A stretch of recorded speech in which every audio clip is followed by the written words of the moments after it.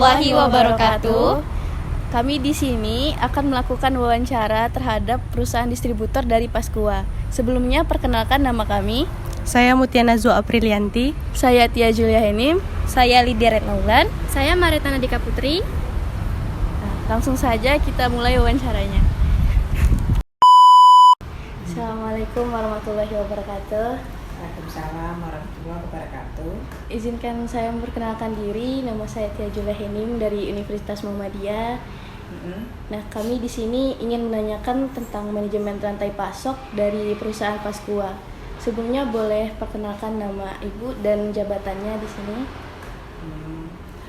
Waalaikumsalam warahmatullahi wabarakatuh. Nama saya Isni, panggil aja Bu Isni. Saya dari perusahaan jabatan saya manajer operasional. Jadi kira-kira apa yang mau ditanyakan? Oke. Nah, tuh. Dapatkah Anda menceritakan sejarah dari Pasqua kayak seperti kapan didirikannya, latar belakangnya, dan motivasi pendiriannya itu bagaimana, Bu? Kalau latar belakang Pasqua itu didirikan karena kita adalah yang pertama air galon. Jadi tahun 94 itu sebelumnya tuh kan kita di sini tidak mengenal air dalam kemasan. Jadi di Pontianak khususnya air parit atau air kolam atau air tanah tidak bisa dikonsumsi karena pH-nya rendah, 5 itu asam di badan kita tidak bisa diterima. Jadi para pendiri, owner pemilik Pasqua melihat ini sebagai peluang gitu, bahwa suatu saat air bersih akan tetap diperlukan dan itu sumbernya bukan dari Pontianak gitu. Jadi dari situ asal muasalnya dicari sumber mata air yang bisa dipakai untuk dikonsumsi oleh masyarakat Kalbar. Hasil penelitian dari 90 sampai 92 itu dapat di Gunung Pasi Singkawang ya. Nah, dari Gunung Pasi Singkawang itulah per 1 Oktober 94 Pasqua galonnya launching. Setahun kemudian kemasan gelas, botol gitu. Jadi kita udah ini tahun ke-30, 94 2024 ke-30. Jadi kita yang pertama, Pasqua yang pertama. Sedikit masukan, sebelum ada air, mungkin di umur kalian udah 30 tahun belum ada ya, masih muda-muda. Dulu kalau boleh ditanya ke orang tua, dulu kalau kemarau Pontianak itu pasti kena diare segala macam kan. Nah, sejak ada air dalam kemasan itu tidak sampai hari ini, apalagi sekarang kan udah banyak gitu, kompetitor kita juga udah banyak, tapi kita yang pertama. Airnya memenuhi syarat, pH-nya memenuhi syarat, jadi sampai hari ini eksis gitu. Itu latar belakangnya. Lumayan lama ya, Bu ya? Lama, 30 tahun. Hari ini per 1 Oktober kemarin per 30 tahun. Jadi yang pertama 3 dekade ya. Nah, berarti Pasqua ini kan di bidang berfokus ke bidang distributor sama retailer ya, Bu ya? Nah, kira-kira strategi apa yang diterapkan oleh Pasqua ini dalam operasional sehari-harian untuk mendukung perkembangan perusahaan ini? Ya, pasti meningkatkan penjualan ya. Ujung tombak perusahaan adalah marketing. Jadi pasti kita berusaha untuk meningkatkan penjualan karena sumber pendapatan perusahaan adalah laba yang didapat dari peningkatan penjualan. Memang banyak kompetitor tuh MDK itu air minum dalam kemasan, banyak merek-merek lain. Tapi karena kita yang pertama, jadi produk kita jauh lebih dikenal. Jadi kalau untuk Kalimantan, untuk Pontianak kita menguasai galonnya. Nah, kalau botol itu banyak ya karena dari Jawa juga masuk. Tapi kalau untuk galonnya kita menguasai pasar marketnya. Kalau dibilang usaha apa ya tetap kita berusaha meningkatkan penjualan ya, karena intinya perusahaan pasti meningkatkan laba ya. Begitu. Berarti target pasar utamanya itu masyarakat ya, Bu ya? Masyarakat, karena kan gini, kita tuh kan produk makanan dan minuman. Iya. Ada kalimat yang mengatakan manusia bisa bertahan 1 bulan tidak makan, tidak minum, tapi tidak bisa tidak minum 2 minggu. Nah, jadi air pasti diperlukan oleh semua orang ya. Jadi di situ dasar kita bahwa berpikir bahwa kita prospek gitu. Jadi pasar kita tetap ada. Sebentar ya, Bu. Iya, iya. Halo. Oke, selanjutnya selama Tante menjalankan usaha ini tuh apa sih tantangan yang pernah Tante alamin, terus gimana sih ngatasinnya? Tantangan. Iya. Kalau tantangannya karena banyaknya produk lain yang mulai masuk di pasar.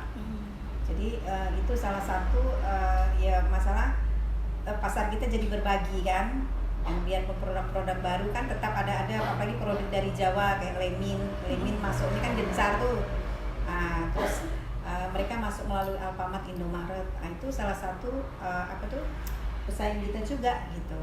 Kalau produk lokal sih sejauh ini loyalitas konsumen tuh cukup gitu. Jadi tidak ada masalah. Tapi kalau kompetitor dari luar cukup berpengaruh. Karena jor-joran kan.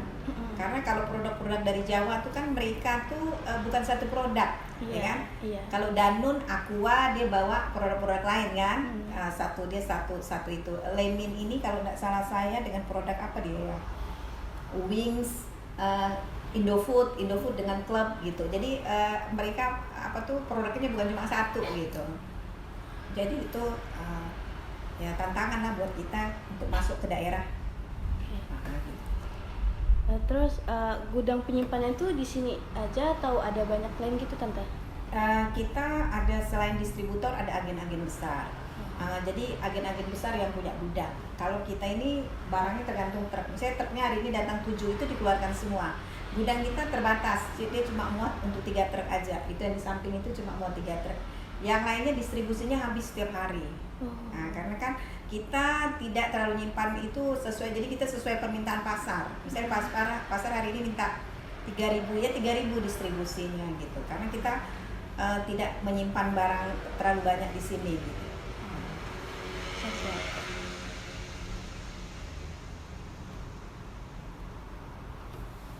Terus kira-kira dalam jangka pendek atau menengah tuh ada rencana nggak yang melibatkan perubahan atau peningkatan dalam proses rantai pasarnya Tante? Jangka pendek atau menengah? Iya. Mungkin 5 tahun ke depan. Saya sih nggak tahu ya, tapi inovasi ya saya rasa masih standar lah, karena kan inovasi kita kan kita besarkan agen. Iya. Jadi distributor tidak terlalu banyak stok barang. Jadi misalnya gini, kita besarin agen. Ada toko-toko besar langsung kita jadiin agen. Toko-toko besar kita jadiin agen. Jadi distribusi kita besarkan melalui agen. Kalau dulu kan semuanya satu distribusi. Waktu barang kita tidak terlalu dikenal, kita mesti yang nganter sendiri. Tapi begitu barang kita dikenal, kita besarin agen. Agen itu toko-toko besar, ya. Nah, toko-toko besar itu biasanya punya gudang sendiri gitu. Jadi ada beberapa agen tuh yang pegang kemasan nih. Mereka pegang dalam jumlah besar. Jadi itu salah satu salah satu inovasi kita besarkan Pasqua, besarkan produk kita gitu.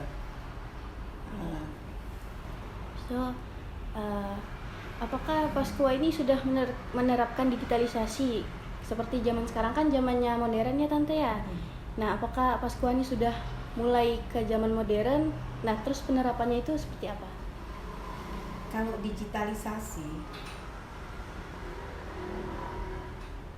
saya paham maksudnya nih. Sistem ya? Iya. Sistem kan? Kalau sistem itu, kami tuh sistem itu sebenarnya penerapannya di pabrik, bukan di distribusi. Karena di pabrik itu barang keluar masuk, FIFO. Itu barang keluar masuknya udah diatur gitu, terencana melalui data komputer gitu. Kalau kami ini pengadaan komputernya, kalau sistem digitalisasi secara sistematis itu belum gitu. Tapi kalau di pabrik pakai ya, karena mereka produksi lebih besar, pegawainya banyak. Kalau kita distribusi kan karena besarkan agen, otomatis distribusinya tidak terlalu besar, ya. Jadi karena kita kan barang kita produknya kan tidak banyak, bukan kayak Wings atau Indofood yang produknya banyak sekali ya. Nah, karena produknya tidak banyak, jadi pengaturannya lebih simpel gitu. Jadi barang masuk, barang keluar itu jelas gitu. Sistem komputernya tetap, pemakaian komputer tetap karena lebih cepat,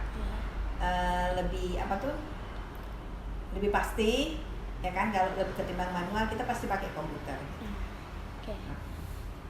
udah pertanyaan terakhir nih Teh. Nah, terakhir apa sih visi dan misi dari bisnis Pasqua ini untuk berapa tahun ke depan? Kalau visinya pasti kita mau produk kita tetap terdepan, Berjalan. leader ya, itu udah pasti. Iya. Kalau misinya tetap menguasai pasar, harga masuk ya, Betul, iya. jadi otomatis laba meningkat gitu. Kalau saya rasa seperti itu. Oke. Nah, baiklah, kami ucapkan terima kasih ke Tante ya udah meluangkan waktu untuk diwawancarai. Terima kasih kembali. Sekian dari kami. Wassalamualaikum warahmatullahi wabarakatuh. Perjalanan produk dimulai dari Gunung Pasi, sumber utama bahan baku yang diolah oleh PT Pasi Tirta Agung, yang bertindak sebagai pemasok sekaligus manufaktur. Dari sini, produk dikirim ke gudang penyimpanan untuk memastikan kualitas tetap terjaga. Setelah melalui proses penyimpanan, produk diteruskan ke PT Tirta Borneo Agung sebagai penyimpanan sementara distributor, karena hanya melakukan pendistribusian sesuai permintaan. Di sini, produk disiapkan untuk didistribusikan lebih lanjut ke berbagai agen dan toko-toko. Akhirnya, produk sampai ke tangan konsumen yang menjadi tujuan utama dari seluruh proses manajemen rantai pasok Pasqua.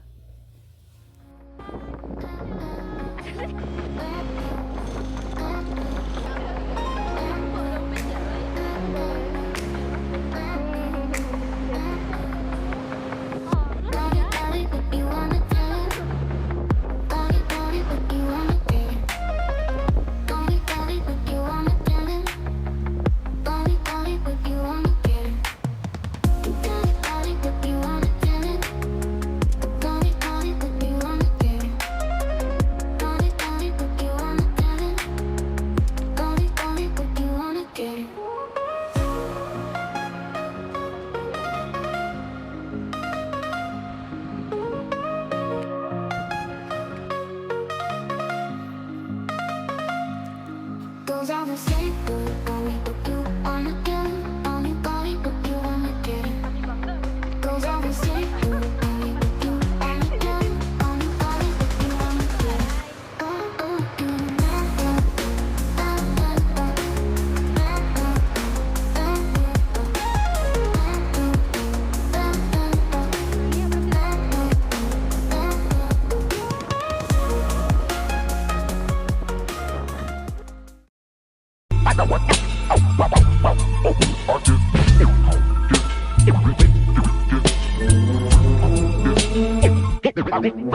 Can we talk about us like we care about us? Can we talk about love like we care about love? You say let it breathe, but this pain of my heart can't let it be. We both can agree.